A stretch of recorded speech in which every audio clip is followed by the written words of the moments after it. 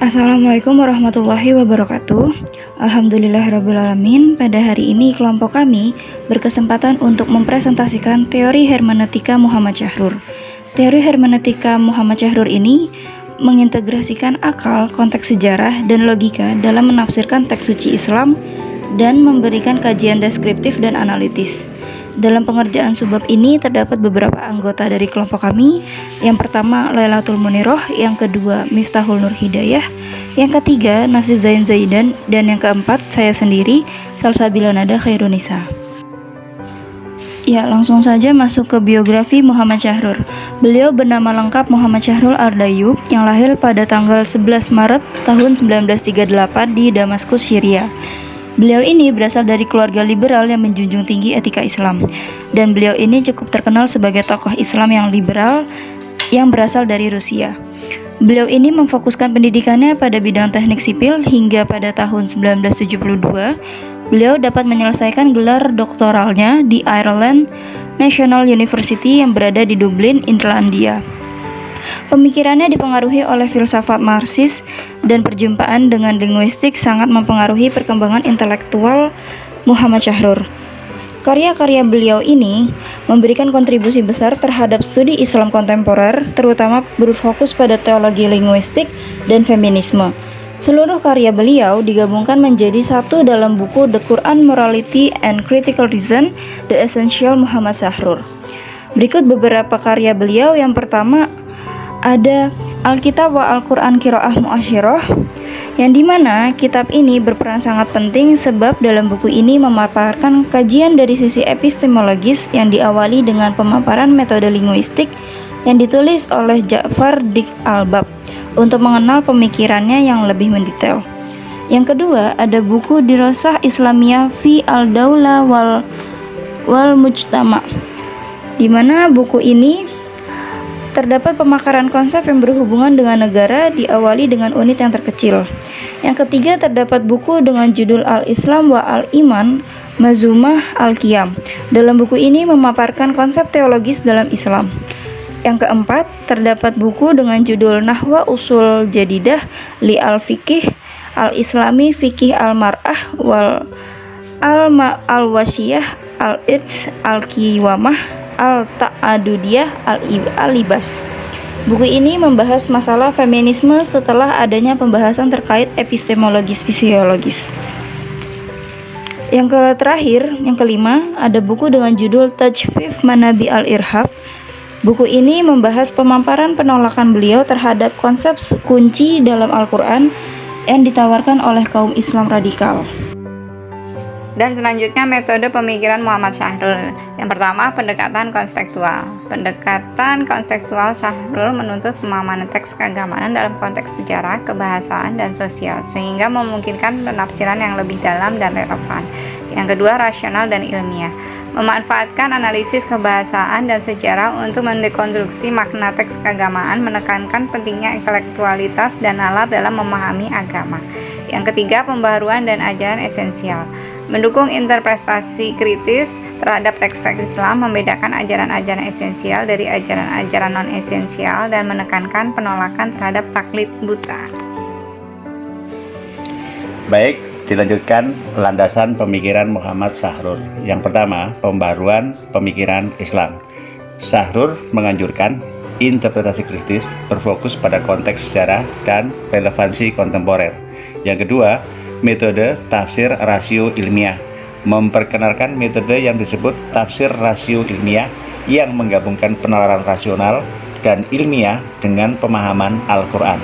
Yang ketiga, pemisahan nilai esensial, memisahkan ajaran esensial dari non-esensial, menekankan nilai-nilai esensial kemanusiaan dan keadilan. Yang keempat, penolakan terhadap taklid buta, menolak konsep taklid buta dan mengajak umat Islam untuk menggunakan akal dan penalaran dalam memahami agama mereka. Yang kelima, kritik terhadap tradisi hadis. Secara kritis, mempertanyakan otoritas hadis dan menekankan bahwa Al-Quran harus menjadi sumber utama hukum Islam. Selanjutnya yaitu tentang bagaimana implementasi teori Muhammad Syahrur terhadap penafsiran ayat-ayat Al-Quran.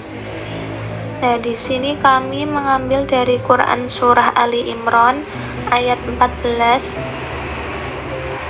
Allah berfirman, A'udzu billahi minasyaitonir rajim. Bismillahirrahmanirrahim.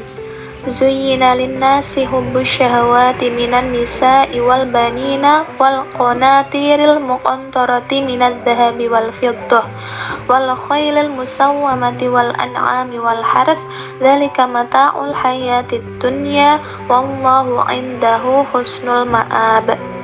Artinya, dijadikan indah pada pandangan manusia kecintaan kepada apa-apa yang diingini, yaitu wanita-wanita, anak-anak, harta yang banyak dari jenis emas, perak, kuda pilihan, binatang-binatang ternak, dan sawah ladang. Itulah kesenangan hidup di dunia dan di sisi Allah lah tempat. Nah, ayat di atas yaitu pada kata nisa bermakna takhir atau bisa dikatakan datang belakangan. Bisa juga dikatakan hal-hal yang mutakhir. Ia merujuk pada Mu'jam Matnul Lughah karya Ahmad Ridho. Namun mengapa ia tidak mengartikannya dengan wanita sebagaimana tafsir pada umumnya? Hal ini itu dikarenakan kata nas berarti manusia, yang artinya manusia itu baik laki-laki maupun perempuan. Jika nisa diartikan wanita, berarti lesbi diperbolehkan, sehingga dalam ayat itu tidak diungkap dengan zuyyina lirijal. Selain itu, kita juga jika nisa itu diartikan perempuan, maka ia disejajarkan dengan barang dan hewan tidak berakal, sebagaimana kata setelahnya. Ini jelas bias gender, padahal Al-Quran menyejajarkan wanita dan laki-laki dalam beberapa ayatnya. Syahrur menafsirkan bahwasanya kata nisa tidak diartikan sebagai perempuan, tetapi kata nisa tersebut lebih cocok diartikan dengan segala sesuatu yang baru. Ia juga menggunakan munasabah ayat dengan Quran Surah Al-Baqarah ayat 223, yang mana nisa diartikan sebagai hal-hal yang baru dilihat. Penafsiran tersebut terlihat bahwasanya Syahrur juga menggunakan istilah teori la taradduf, yakni teori anti-sinonimitas, yang mana teori tersebut adalah satu kata itu mempunyai beberapa makna sesuai dengan konteks ayat tersebut. Mungkin demikian beberapa contoh ayat yang dipaparkan. Untuk ayat-ayat yang lain bisa dicari sendiri. Baik, masuk ke kesimpulan tentang teori hermeneutika Muhammad Syahrur. Di sini terdapat 3 poin. Yang pertama, relevansi kontemporer. Kerangka teori Syahrur menawarkan pendekatan penafsiran teks agama yang dinamis, kontekstual, dan rasional.